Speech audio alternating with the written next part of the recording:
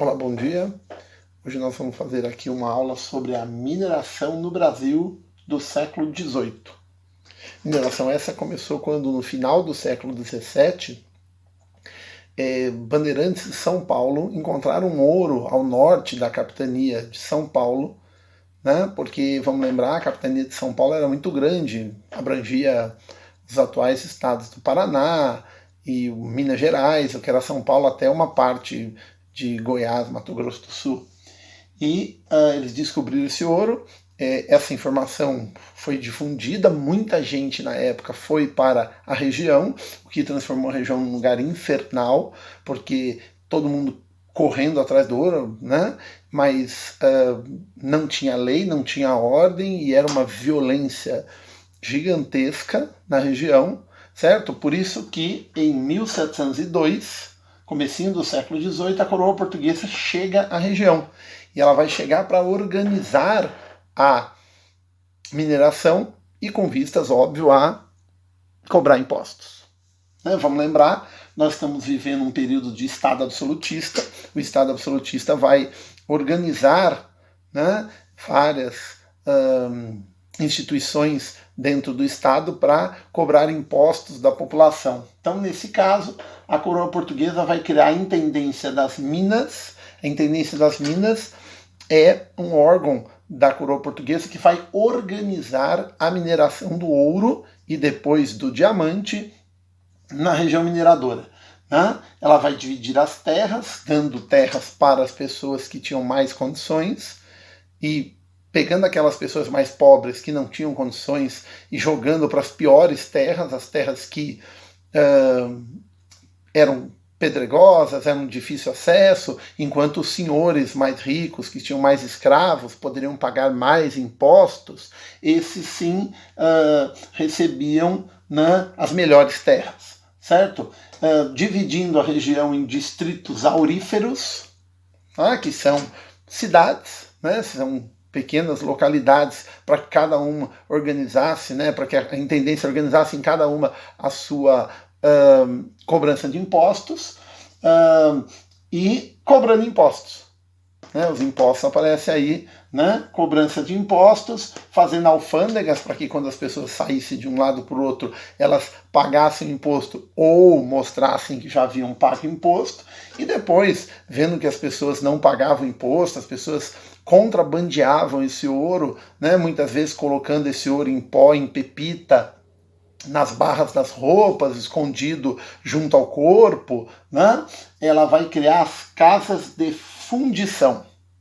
A casa de fundição é um lugar onde a pessoa é obrigada a levar o ouro, né, para poder derreter. É colocado ali um símbolo, né, em baixo relevo, um símbolo da coroa portuguesa, para mostrar que a pessoa estava acertada com a coroa portuguesa, havia, né, pago seus impostos. Né? Por isso as casas de fundição. Outra coisa importante que vai ocorrer é que ocorre uma guerra, a Guerra dos Emboabas. Né? Emboaba é forasteiro, emboaba é alguém que vem de fora. Os bandeirantes paulistas que encontraram o ouro imaginaram que o ouro era deles, né? Que a região era deles. Né? E muita gente veio de fora, porque, vamos lembrar, havia dentro daquela concepção da época, né, a ideia de que o enriquecimento viria por meio de acúmulo de ouro e prata, e as pessoas sonhavam na América, por exemplo, com aquilo que era o Eldorado. Né? Eldorado seria aí o grande sonho de vida de todo mundo, encontrar uma cidade toda cheia de ouro. Né? E aí muita gente correu para a região, os bandeirantes não gostaram disso, e o que aconteceu? Você tem uma guerra, 1708, 1709, comecinho do século também, onde bandeirantes e quem veio de fora lutam entre si pela região. E o que faz a coroa portuguesa? A coroa portuguesa ela vai acabar com a guerra e vai separar Minas Gerais de São Paulo. Era um recado claro para os bandeirantes, né? Recado de que, olha, isso aqui não é de vocês, né? Isso aqui é meu, me pertence. Vamos lembrar, estamos falando de uma época de Estado absolutista, as terras pertencem ao rei. E aí as terras pertencendo ao rei, né, você tem essa situação. Separa, isso é da coroa portuguesa, não é de vocês, né, que vivem aqui na região, certo? Outra coisa importante é que dentro desses distritos auríferos você vai ter uma urbanização do sudeste. Vamos lembrar, você teve na colonização uma pequena urbanização da região nordeste, que vai evoluindo ao longo do tempo, do século XVI, do século XVII, com cidades como Olinda, Recife, Salvador e outras, tá? E você tem aqui também, nessas cidades, né, São João del Rei, Ouro Preto e outras, um florescimento cultural muito forte. Você tem arte, música, literatura influenciada pelo barroco europeu, que vai se desenvolver e vai aparecer muito fortemente na região. A região das Minas Gerais era uma região muito rica. Tá? Muito rica, não só em termos de dinheiro, mas com o passar do tempo, à medida que a coisa foi se organizando, né, fora os primeiros momentos que eram um caos, né, sem ordem, sem lei, mas à medida que a coisa foi se organizando, foi se florescendo culturalmente a região, tinha um pensamento político, pensamento literário, musical, artístico muito forte. Aí você destaca, por exemplo, as obras do Aleijadinho, né, e outros literatos e outros que apareceram na época. Uma coisa interessante de se notar é que você tem, por causa dessa cobrança de impostos, uma série de revoltas populares que ocorrem na época. A mais conhecida delas é a revolta de Felipe dos Santos. 1720, você tem uma revolta contra a cobrança dos impostos e que a coroa portuguesa reprimiu e liquidou a revolta, como todas as outras, e matou seus principais lideranças, porque, é óbvio, ela não ia deixar ninguém mexer no ouro dela, né? Mas, por outro lado, olha que interessante. 1703, portanto, apenas um ano, né? 1703, um ano apenas depois que a coroa portuguesa chega na região para organizar a mineração do ouro e depois, né, do diamante, a Portugal e a Inglaterra vão fazer um acordo comercial que é o Tratado de Methuen. Tá? O Tratado de Methuen, ele vai levar Portugal a ficar dependente daquilo que é a economia inglesa. Por quê? Porque Portugal vendia vinhos para a Inglaterra e a Inglaterra vendia tecidos para Portugal. Como Portugal precisava abastecer o Brasil com tecidos e todas as outras coisas que eram transformadas, eram manufaturadas, porque vamos lembrar, pelo pacto colonial, o Brasil, né, não podia produzir nada, ele tinha que comprar tudo de Portugal. O Brasil é muito maior que Portugal, está crescendo pra caramba na época. Portugal comprava muito tecido da Inglaterra e vendia pouco vinho. O que aconteceu? Com o passar do tempo, o Brasil estava consumindo todas as coisas inglesas, Portugal devendo muito para a Inglaterra, e com o passar do tempo, o ouro brasileiro vai parar aonde? Na Inglaterra. Grande parte do ouro brasileiro do século XVIII, que é muito ouro, vai parar na Inglaterra. Tá? Há pesquisas historiográficas que mostram, por exemplo, que a quantidade de ouro tirada do Brasil na época é maior do que todo o comércio europeu nos 300 anos anteriores. Então é muito ouro que se tirou no Brasil da época. E grande parte dele, devido a esse tratado aqui, vai parar na mão da Inglaterra. Tá? Outra coisa importante dentro da mineração, você tem uma dinamização da economia da colônia. Porque não foi só a região de Minas Gerais que se beneficiou dessa economia. Você teve também uma outra questão que ocorreu, que foi o seguinte: por exemplo, no sul do Brasil, os produtores de gado produziam gado, levavam esse gado, essas tropas de gado até Minas Gerais, vendiam esse gado com ouro, recebendo em ouro, tá? E voltavam para o sul para produzir mais. Por quê? Porque muita gente, quando tinha terra na região mineradora, essas pessoas, elas, por mais que tivesse pouquinho de terra, ninguém plantava nada, ninguém produzia nada para comer. Era muito interessante porque lá, principalmente no começo da mineração, você tem pessoas que estão passando fome e têm ouro nas mãos. Olha que coisa maluca, né? certo? E aí você dinamiza a economia colonial porque outras áreas da colônia acabam se interligando com a região mineradora. O exemplo mais forte, o sul do Brasil, vendendo gado para a região mineradora. Tá? Outros efeitos, né, dessa mineração. Você tem uma expansão territorial, expansão essa que vem até de antes do trabalho dos bandeirantes, das monções, né, que vão expandindo o território naquilo que era originalmente o Tratado de Tordesilhas, né? E você tem um novo tratado. Então, em 1750, perceba, meio aí do século XVIII, século da mineração, você tem o Tratado de Madrid. O Tratado de Madrid é um tratado que vai se utilizar de um princípio chamado de quem ocupa é dono, que é o uti possidetis de factum, em latim. Né, o termo usado na época. E Portugal e Espanha discutiram lá na capital espanhola, né, vamos lembrar, os tratados, eles têm o nome normalmente da cidade onde eles foram feitos. O Tratado de Madrid, ele vai ser discutido lá e discute o seguinte: o Alexandre de Gusmão, que é o negociador português, consegue convencer os espanhóis a usar o uti possidetis de facto, ou seja, quem ocupa é dono. Portugal havia ultrapassado, principalmente desde a União Ibérica, né, onde as coroas de Portugal e Espanha ficaram unidas sob o domínio espanhol. Portugal vai ultrapassar essa linha do Tratado de Tordesilhas e o território do que era o Brasil vai se ampliar muito, tá? E aí o que acontece? Vai se discutir um novo tratado e, através do Tratado de Madrid, você teve uma ampliação do território que era de domínio português, tá? Certo? Você vai ter uma série de problemas na época, né? Que é a questão do Rio Grande do Sul, que tem um problema com a igreja, né? O chamado Sete Povos das Missões, que vai dar muito problema para os portugueses e espanhóis discutirem, tem que fazer um monte de tratados, tem uma guerra entre Portugal e Espanha contra os índios guaranis e os jesuítas, e um problema muito forte entre Portugal e os jesuítas lá no século XVIII, por causa que Portugal está influenciado pelo iluminismo e briga com a ordem dos jesuítas, vai acabar expulsando a ordem dos jesuítas de dentro de Portugal. Aqui você tem um monte de desdobramentos disso aqui no Brasil, tá?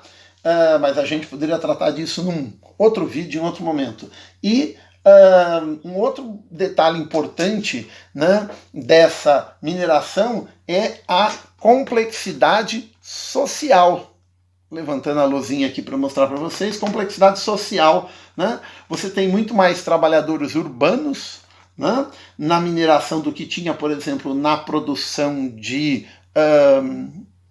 cana-de-açúcar no Nordeste, né? Então você tem parcelas do meio, né, da sociedade que cresce, por exemplo, o número de escravos de ganho, escravo que sai da fazenda e vai para a cidade trabalhar como pedreiro, carregador, vendedor ambulante, etc. Né?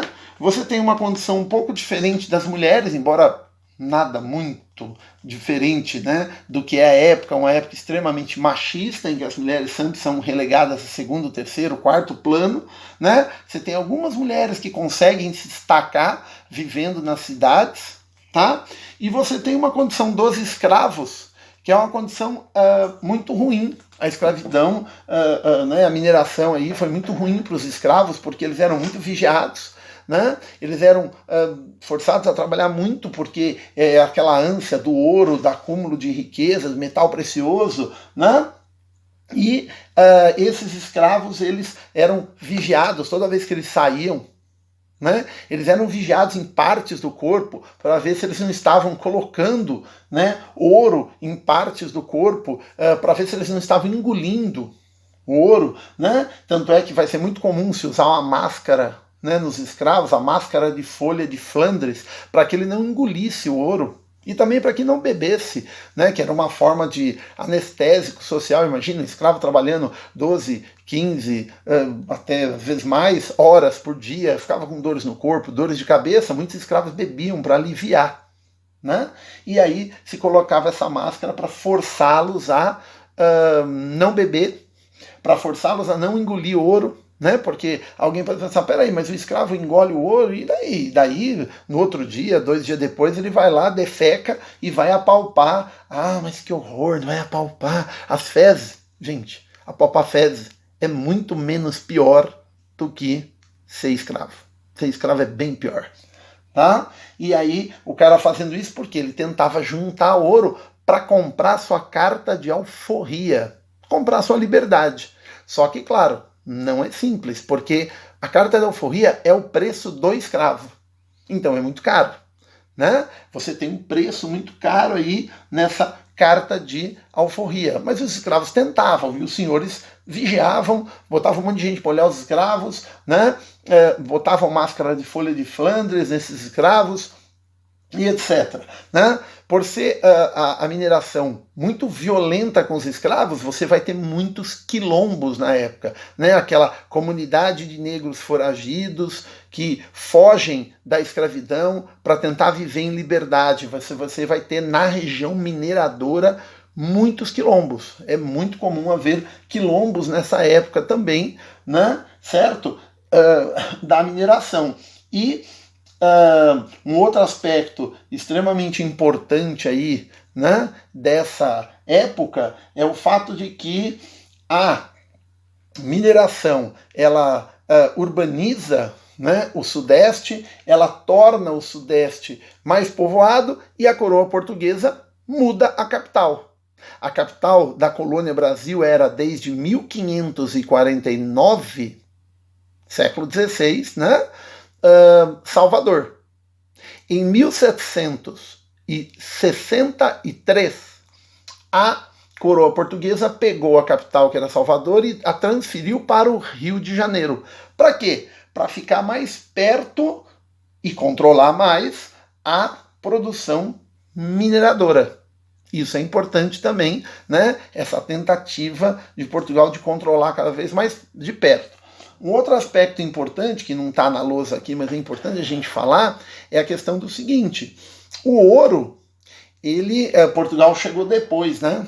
Portugal chegou depois que o ouro foi descoberto, e Portugal fez o quê? Ele estabeleceu impostos para cobrar sobre o ouro. Então, era aquela visão do Estado absolutista das cartas de concessão.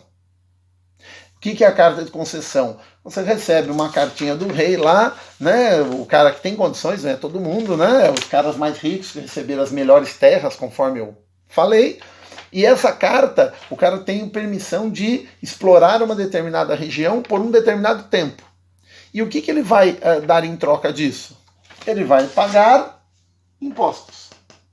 Então, o imposto que se pagava a princípio era o quinto, 20% de tudo aquilo que foi produzido, certo? Depois a coroa portuguesa cria um imposto que é o per capita, que é cobrado sobre o número de escravos, e é um imposto terrível para os pobres. Por quê? Porque é o seguinte: quem não tem nenhum escravo, paga por um. Por isso que tem revolta contra a coroa portuguesa. Os caras se imaginam, né? O cara é pobre, está lá sozinho, escravando ouro, ele tem que pagar o imposto por um, além do quinto. Tá? E depois, mais, né, principalmente em 1750, que é o ano que mais se produz ouro no Brasil, vem um imposto terrível, que é a derrama. A derrama cobrava, né, 15 arrobas de ouro, né, não, desculpa, 100 arrobas de ouro, 100 arrobas, cada arroba são 15 quilos, tá? Por cada um dos distritos auríferos. Então, cada distrito aurífero tinha que pagar 100 arrobas de ouro. Cada arroba, 15 quilos de ouro. Tá? Você aí pensando que arroba é um negócio da internet, né? Ó, existia muito antes de você nascer e tudo mais, né? Aí o que acontece? Pagava-se isso, só que não é uma vez só. Não é uma vez só, não. A derrama foi cobrada em 1750 e ela vai ser cobrada em 1750, 1749, 1748, 1747, e assim vai voltando no tempo. É um imposto retroativo, terrível para as pessoas da época, mas tinha ouro para pagar, tá? E aí pagou-se esse enorme imposto. Mas voltou até quando? Voltou até 1702. Então, o imposto foi pago de 1750, voltando no tempo até 1702.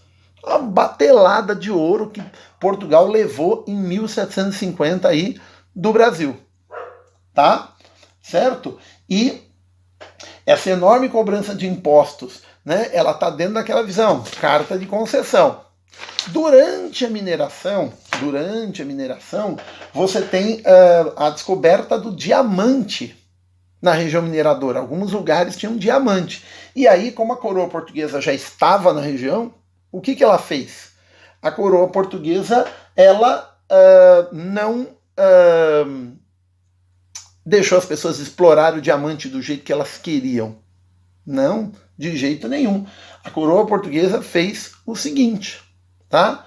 Ela estabeleceu um monopólio real. Lembra do Estado absolutista. Monopólio real. O rei controla diretamente essa atividade. Claro que o rei não vai vir explorar. Ele manda pessoas para explorar essa atividade. As pessoas tiravam diamante e entregavam para a coroa portuguesa. Tá? Aqui no Brasil mesmo entregavam e recebiam.